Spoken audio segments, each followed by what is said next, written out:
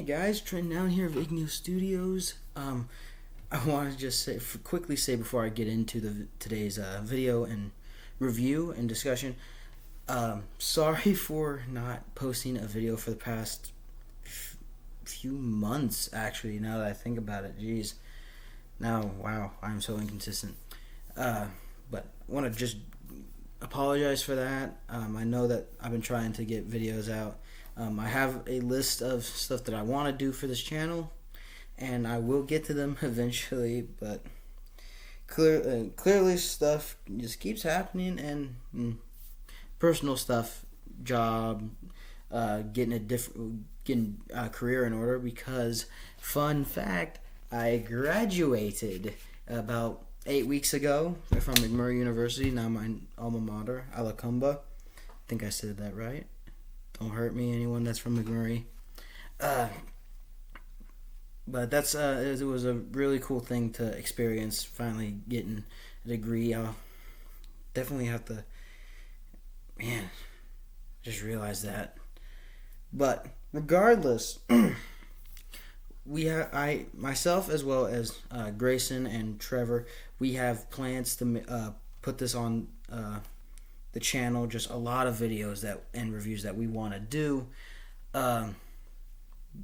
But when it comes to certain reviews that I feel like, and not just myself, but Grayson and Trevor, on certain like recent stuff, such as Oppenheimer, Barbie, Godzilla -1, those are reviews that we want to do, but I don't know if we're going to be adding to the if we're going to add anything new to the conversation. That's one of the things that I realized making review content is, am I adding anything new, or am I putting my 2 cents in? But we're going to deal with it just like we do every day. So we have a lot of stuff, and plus, not only that, been trying to do my own projects, personal stuff, few screenplays I want to do, and just try and build my career a little bit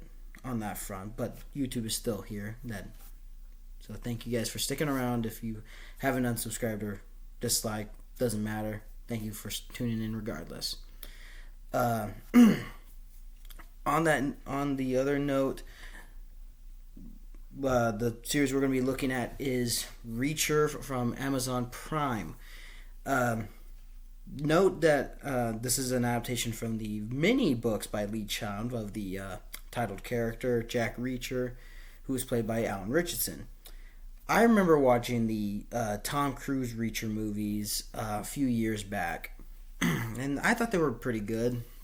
I thought it was just Tom Cruise being Tom Cruise in those movies, so didn't really add anything new compared. And not only that, it doesn't help that I rewatched good chunk of the Mission Impossible movies to compare, and it's just him being Tom Cruise. It's not. He kind of has a problem that The Rock has, where he plays the same guy throughout his movies.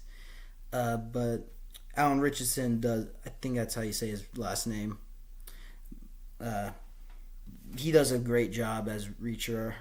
From what I've heard, I've never read the books of the Reacher books or any of them or any book by Lee Child, but from comments I see to other reviews, that Alan Richardson's portrayal of the character is almost like pinpoint accurate to the books. Some have their concerns. It's the issue with adapting stuff. So I can forgive if it isn't accurate. Again, I don't know. This is just me watching it, and I'm going to do this a little differently than what I usually try to do with my videos, where I separate production and technical stuff to the actual plot and story writing. I'm not going to do that. I'm going to just combine and just talk about it. So there will be spoilers. If you haven't seen this will be covering the 2 seasons that are already on Amazon. The finale for season 2, I think, dropped a few weeks ago, and we'll talk about it. So I'm just going to try and combine all aspects that I can and just talk about it. And no, I'm not going to do a episode by episode breakdown of the show, because I'm gonna try and not make this an hour long video, as like many of our other videos. I don't want to get into a whole thing where I just read out the plot lines of each episode like I did for Rings of Power and all that stuff, and it just makes it more clean. I'm going to try to make it more clean at least. So, what did I like about this show? What I liked about the show was the acting, set design, costume, stuff like that. And the acting, I actually think the acting is very strong. It's probably, I haven't been this invested in the character of Reacher, because again, the movies I watched, Cruise's portrayal was, I guess you could say, charming, but didn't have the same level of oomph to it. I'll talk about that, about portrayal of the character himself in a moment, but everyone's acting is on point in this series. We got from who's actually I keep forgetting who's the cast members. So we got a bit of a cast here. Not a lot of people that I recognize per se, but every one of these people that are in this show do a fantastic job. With Alan Ritson being the star, obviously. He does a great job with the character Reacher. Before I go any further, let me just give you the premise of from season 1 kind of onward, just how it goes. The title character, Jack Reacher, travels to Margrave, Missouri? Yeah. To just being your good old nomad hobo, whatever it is. And he gets to a diner, wants peach pie, kind of like the one thing he wanted the whole show, and then he gets arrested for murder. A murder he didn't commit, and he spends the first episode, they spend that whole first episode just clearing his name. Goes through a prison fight, which is badass, and I'll get into the production stuff in a moment. And even though he meets Detective Finley, Harvard graduate, and Roscoe Conklin, I guess you could say junior sergeant. Never mind, my bad. A Margrave PD sergeant, and they end up clearing his name. He didn't commit murder, but he finds out that the murder victim was none other than his older brother, John, I believe was his name. Yeah, John. John Reacher. Jack, John. Funny. Actually, hold on. Let me look at this real quick.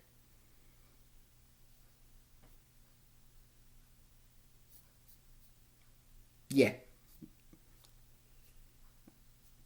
Yeah, Joe, my bad, Joe. Joe Reacher, not John Root, not John. Joe. I knew it was a J, but he finds out that the murder victim was his older brother Joe, and he vows to find the people responsible and just wipe them off the face of the map. So that's a pretty strong premise for the series. Season 2 is where Reacher's old unit, the 110 Special Investigators, are getting taken out by some antagonistical force, and he has to team up with what's left of his unit to find out and take them out. Another strong premise. I will say between the two seasons, I actually enjoyed season 1 a little bit more than season 2. The side cast, I think, is what makes it for me. The side cast for season 1, because these are people that he doesn't know very well, I think the chemistry and the dynamic really helped that, where they're your new people, and you build that connection throughout the season. And I think that's very well done in this season. Season 2 is his old unit, and we get charming, endearing moments with them, but I don't feel the chemistry or the connection as much as I did for season with Finley and Roscoe. I didn't get that connection very much. It's still endearing. Don't get me wrong. Neagley, his right hand woman. It also shows him in season 1, kind of his sniper support, and obviously a main character in season 2 because part of his old unit. When that happened, when he starts calling in favors to help with the Margrave situation, it feels just so well done. Season 2, it's good with his dynamic with his old unit, but I don't know. It doesn't feel the same. I don't feel the chemistry as well as season 1 does. But we'll get into that in a moment. My overall thoughts of everything. I think the plot of finding Joe's murderers and just the whole conspiracy with this whole rich guy going in with a bunch of animal feed and just a big old like money laundering scheme as well is all very well constructed. It just takes Reacher's involvement to just screw everything over, and I really like that because you mess with the wrong guy on the wrong day. And season 2's premise is a little bit is also very strong. We get introduced with new characters that he builds a connection with either animosity or adoration, or both, depending. For example, season 2 introduced us to an FBI agent named by the name of Gaetano Russo, who is portrayed by Dominic Lombardozzi. I think I said that wrong. My bad, dude. NYPD, my bad, not FBI. God, I'm really sucking at this. But we get introduced to him. He's definitely got that Italian, Boston-esque, tough guy act, where he doesn't take shit from nobody. Not even Reacher's stoicism. And we get Robert Patrick in season 2, and he's the main villain, and I think that's the greatest thing ever because he's just so good. And he's good in everything he's in. There's a Terminator 2 reference because Reacher and his buddies always have to use fake IDs. Reacher uses a baseball player, and Neagley uses Sarah Connor. And Robert Patrick's character is as like, who's Sarah Connor? He's like, I don't give a fuck. And I'm like, that's just it. I don't know. It's a small reference, but it brought a smile to my face because I love Terminator 2. Man, it's so much fun, and seeing him as the villain is just also great. So, that being said, season 2 I think has a better villain.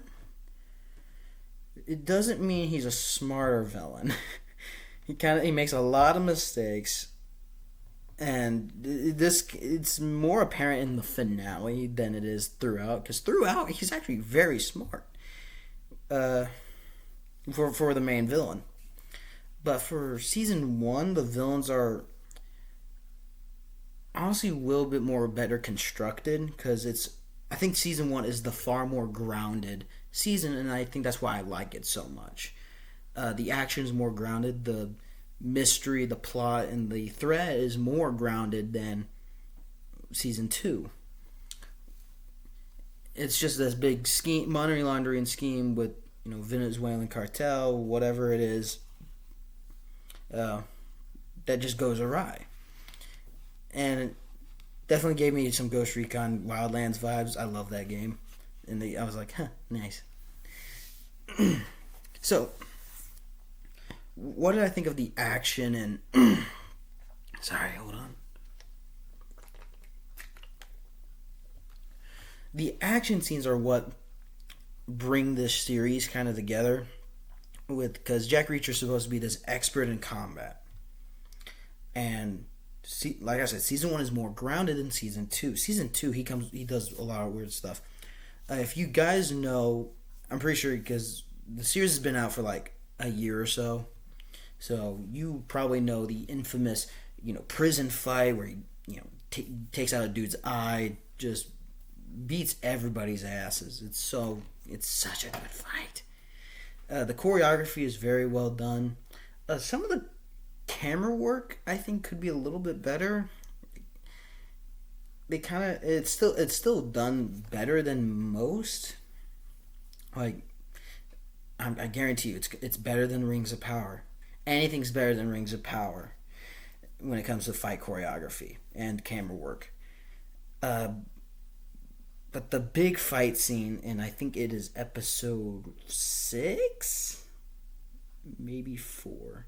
Between the 3 episodes, when Reacher gears up to take out uh, like the main enforcer group that basically that screws everybody over. Gets like a like a hunting jacket, camo jacket, puts face paint, like camo face paint on him, and just gears up. And I am not going to lie, when that scene hit, I was giddy. I legitimately rose my hands up and said, "Let's fucking go."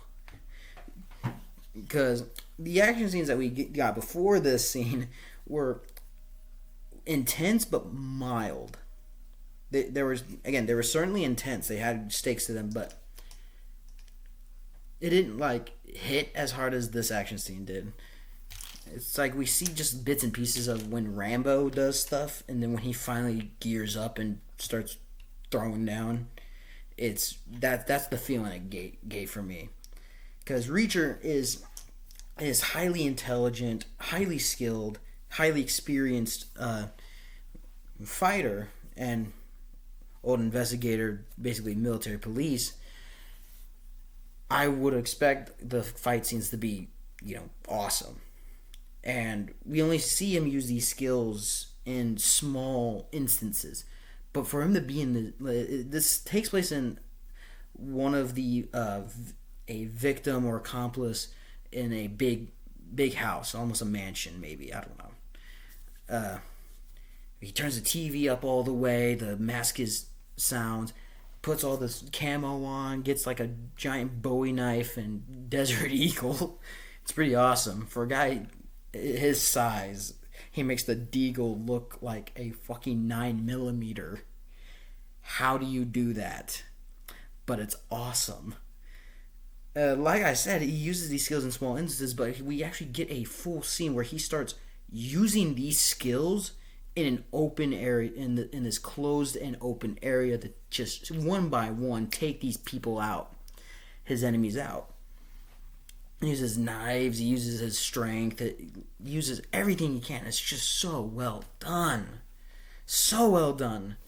And when he goes against one of the other major antagonists, an enforcer, who is the cousin to the main antagonist. Yeah.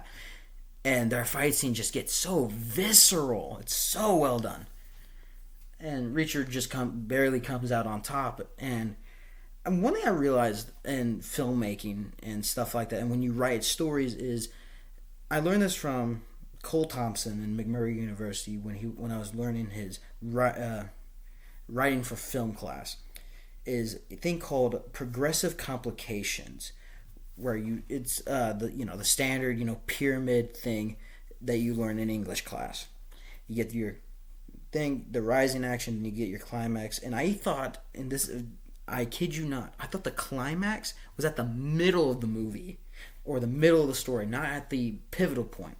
That's what I never understood until later years. I'm like, that makes more sense. I'm an idiot. But he worded, and Professor Thompson worded it so perfectly.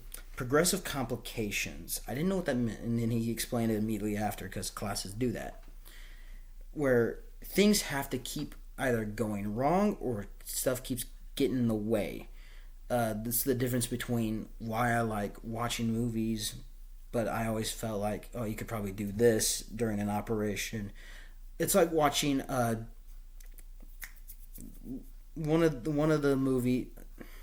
these like major action movies, John Wick, for example.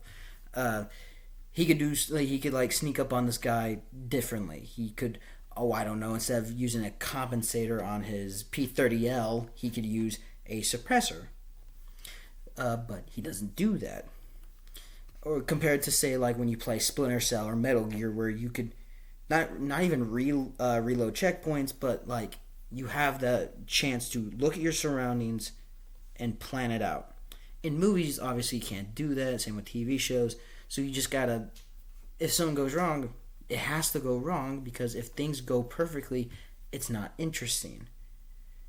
And even though I complain about it at times, when it comes to certain plot points, I'm like, it has to happen. But it's how you write it is the way that where people are like, that makes sense, or B, that is horrible. That is horrible writing. In Reacher, this makes the fight scene throughout, because he's geared up, he is ready, he knows the layout of the whole house. But as soon as he gets spotted by the cousin of the main antagonist, don't know his name, nor do I care. Their fight scene gets very visceral and like, I want to say butt clenching. Yeah, I don't want to say that because it didn't really do that for me. But I'm just like, oh boy, this guy actually has merit in a fight, despite having a crowbar. And despite his Reacher's skill, he gets overpowered just by a certain circumstance. And this is how choreography can definitely work that out. And the final fight scene, it was a massive shootout in a refinery, kind of factory, yeah. And this is season 1, like I said. The fist fighting, the shootout is intense. It's quick and it's grounded. There's no wasted movements. And then the final fight scene, Reacher just dominates the fight. He just dominates it. He uses superior strength, experience, battle IQ, and each fight move he uses is really well done and well acted. Season 2, on the other hand, is where the action scenes get more apparent, but I have more problems with it. And they kind of become more, I don't know, I guess you could say action movie-ish. Reacher, like, because him and his team fight a group of bikers. Unnecessary is the word. Reacher does unnecessary moves. What do I mean by this? He has a guy, holds his fist, and then he headbutts the dude's elbow to snap it. You had a free arm to do that same motion. Why headbutt it? And this isn't a thing where it like does that and hyperextends and breaks, and a lot of movies do. No, it just backwards, just gone. And same thing he does to a dude's leg.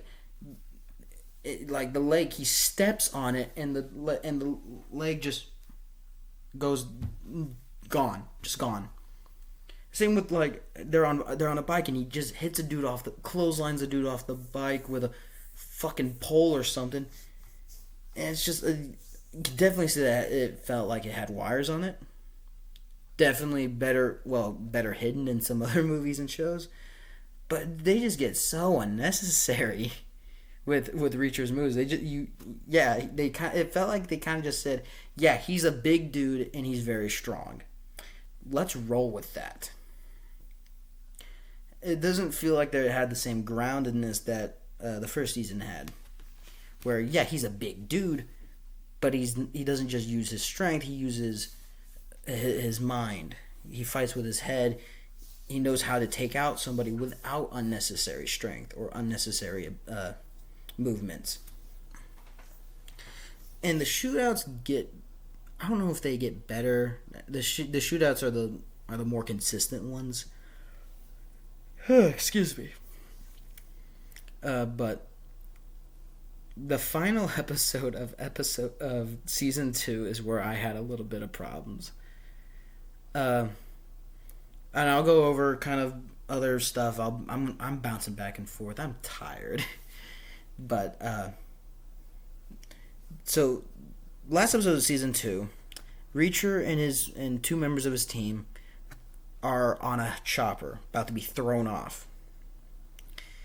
and Robert Patrick and his team and one of his members kind of just stand there instead of, oh, I don't know, shooting him. The main enforcer takes out brass knuckles and threatens to just beat his head in, or he could just drop one of his teammates. He just keeps talking, allowing him to get his ass kicked.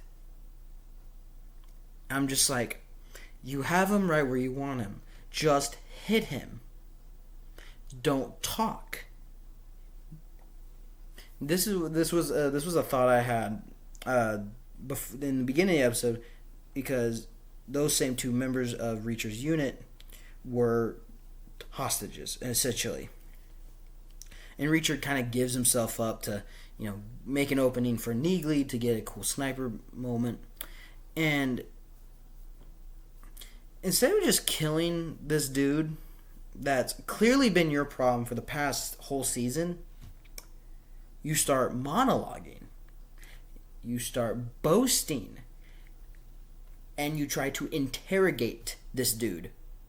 This 6'5" giant who has whooped the asses of everybody you sent at him. You're going to interrogate him, beat him to a pulp that's not going to do anything, instead of just ending the problem. You're trying to find his sniper buddy. You're asking him where she is. She will come to you. Just shoot him. It's one of those things where villains make these decisions. I'm just like, why? This is so unnecessary. You could just end it and be done with it.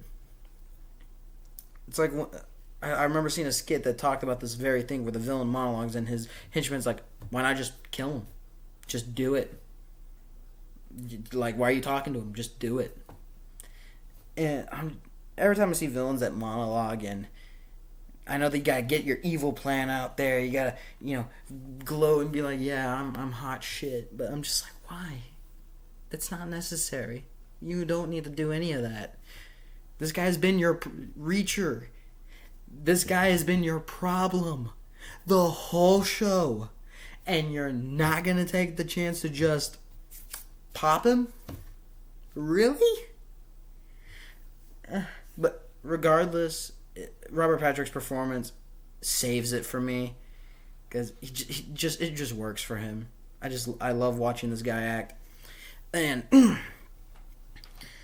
but that's enough about that. And how season 2 ends, I'm not gonna say it left a bitter taste in my mouth. Obviously, he's going on a new adventure. He says his goodbyes to his friends, and gets on a bus, and he just kind of fucks off. Season 1 did something similar, but I felt like Season 1's ending was more heartwarming and genuine. It felt more, I guess you could say, more earned. And even if they didn't make a second season, I think Season 1 was a perfect ending. Because he got over his brother's... He came to terms with his brother's murder. He basically avenged his brother's murder. And at the site where he died, he leaves his grandfather's World War II medal there as a way to commemorate his brother. And he just moves on, hitchhike, on his endless path of adventure and stuff. And I thought, this is a great ending. It doesn't leave me wanting more, but it leaves me wanting more as well. I want to see more of this, but if that was the true ending of it, I would have been fine with that. It was about how I felt with Fellowship of the Ring, in the movie at least, where Frodo and Sam, the last scene in the whole movie was them looking onto the distance, and all of you see Mount Doom, you see Mordor, all that, and the two of them just accept that this is their journey. Frodo reaffirms their righteous quest and the friendship they have, and they go down the mountain. the mountainside to move to their journey, and that's how it ends. We are left with hope for these characters. We are left with wanting more, but if that was the end of it, it'd be okay, I guess. I don't know if Lord of the Rings was a good comparison. God of War 2018, that was another one I was thinking of. I'm glad we got Ragnarok, the game, the sequel game. Nobody in the comments tell me what happens. I just got past Heimdall. That should tell you enough. Don't say anything else. I don't want spoilers. But how 2018 God of War ends is Kratos and Atreus have finished their journey into Jotunheim, and the last bits of it, as the credits go down, they go back to Midgard, go back to their home, and that's kind of it. I think that is a perfect ending to this journey because of the stuff they went through. And if we didn't get a sequel, we want more of Kratos. But if that's how his story, how this journey ends, I'd be fine with that. I think that leaves it up ambiguous enough to yeah, I want more, but I'm okay with this ending. That's how I feel with Reacher season 1, is that I want more of Reacher. I want to see his journeys throughout these adaptations of these books. But if this was the end of his journey, I think it was alright. I think this was an alright limited series for Amazon. So season 2 kind of ends on a similar note, but it doesn't have that same impact for me. It's still a good season, but episode 8 is where it kind of tanks in quality a bit. Again, it's not bad, but compared to the earlier episodes of the same season, it's not as good. To me, at least. Not just that, there's a theme where Reacher gets with the main female lead, kind of. And then at the end of the season, they go off their separate ways. It's one night stand or a limited affair or something. For season 1, it was again. These are spoilers. I said this before. Gets with Roscoe, and they do it, and they leave on amicable terms. What's her name from? Pardon me.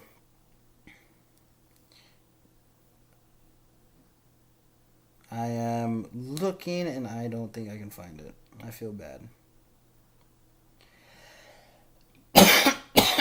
Dixon. Dixon. My bad. Dixon from season 2. Remember his old unit who clearly had a thing for Reacher. I mean, first of all, who wouldn't? It's Alan Richardson. It's Reacher. Who wouldn't? Come on, guys. But they're I'm gonna say affair. Okay, I mean I'm gonna say that because I don't know how else to describe it. But I don't really know how else to describe it other than just a short-lived affair. Roscoe and Reacher's chemistry throughout season 1 was better paced in my opinion, and it felt like Reacher is painted as this stoic character that doesn't let anybody in. Excuse me.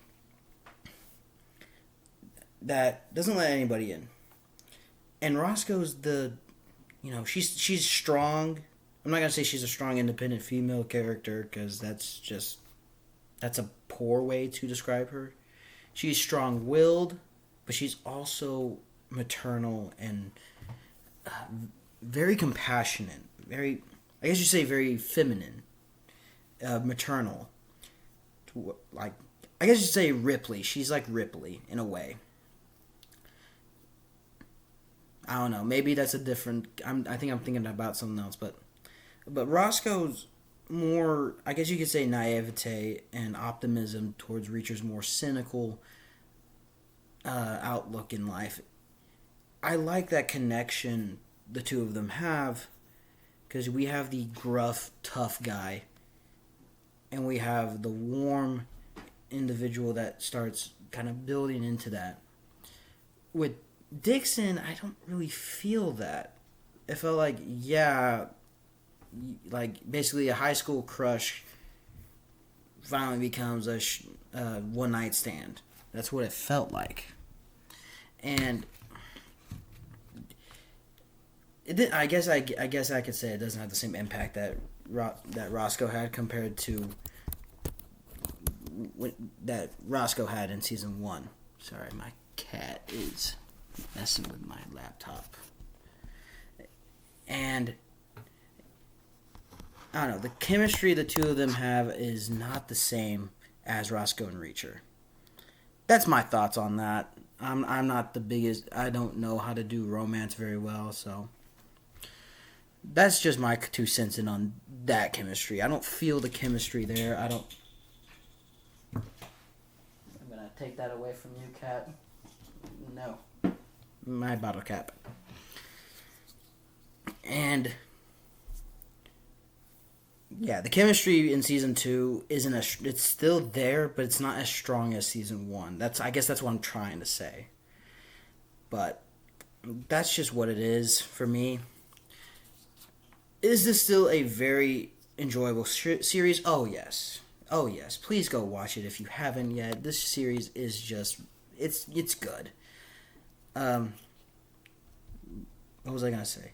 Oh yeah, I was gonna compare Tom Cruise's performance with Alan Richardson. This is what I kind of wanted to talk about. Tom Cruise does a good job. I'm not saying he's a bad actor. He's definitely a good actor. He does really well with his roles. But again, it just felt like Tom Cruise.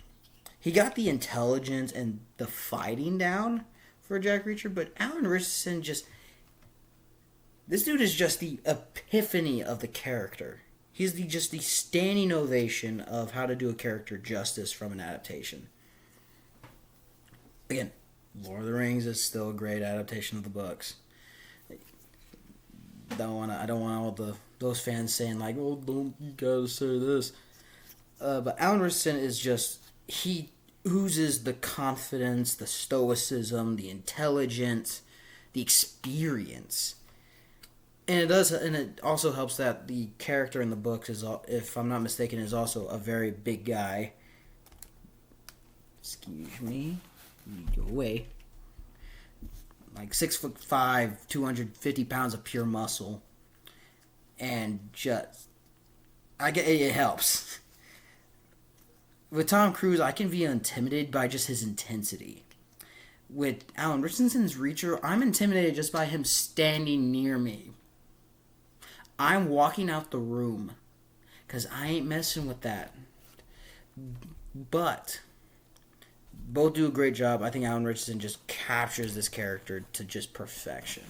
From what I've heard of people that know the books more than I do, but I just loved every second he's on screen. I liked how he just psychologically and tactically just broke down what people's like mindsets are and what the situation is. It's just so good to watch.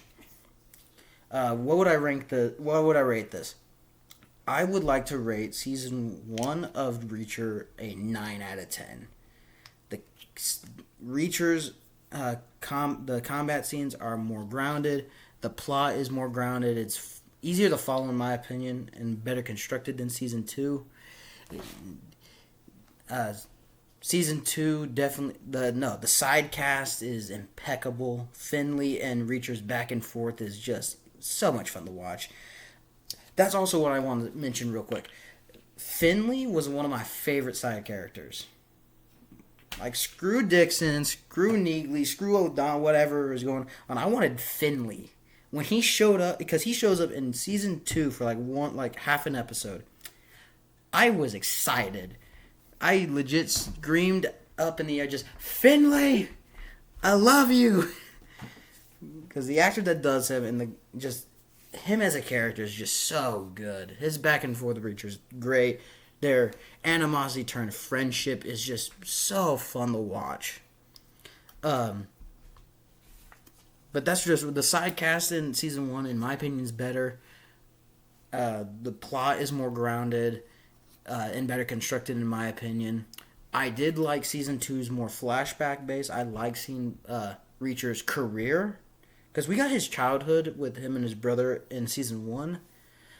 But I'm glad we got to see his career as a special investigator for the military police. And also, again, seeing people that he knows is also great. And Robert Patrick as the main villain just steals the show from me. So, it's season 2 is not bad. I think episode 8 is what really fumbles it for me. But the rest of it's just great. I'm going to give season 2 an 8 out of 10. It's the same as season 1, but episode 8 just brings it down for me, man. Just how its ending isn't as impactful as the first one. How the villains make dumb decisions, and just the plot doesn't make any sense. Just part of the plot doesn't make too much sense in that episode. But that's just my thoughts on it. Like I said, if you haven't watched Reacher, please watch it. It's on Amazon Prime. Check it out for yourself. If you have seen it and if you want to tell me what your thoughts of it were, please leave a like please leave a comment below. If you like this video, leave a like. If you want to see more, subscribe. If not, if you don't want to do any of those 3 things, that's completely fine. Again, I'm gonna try and be more consistent with videos. But either I might forget or I'll have other stuff to do. We'll just leave that up in the air. I don't want to give concrete dates or anything like that because I don't know. Things change. Like, I could set up a video plan next week and something may happen. Not saying it will, but it may happen and I'll have to change those plans. So, if you have enjoyed, I'm glad you stuck around for this long. It's almost 45 minutes. I did go on a bit of a tangent on random stuff. Next video I do, I'm definitely gonna try and be more clean and concise. The max I want to do for videos is at the max 45 minutes. If it's a review, I'm gonna say minimum 20, 30, like 25 minutes. Any longer and people will think I'm droning on. Discussions will be longer, yada yada yada. The other projects I have planned are video essays, analysis of characters. Speaking of which, one of the projects I'm going to be working on is an analysis of the Amazon protagonists. What I mean by this is, I guess you could say military, thriller, mystery shows.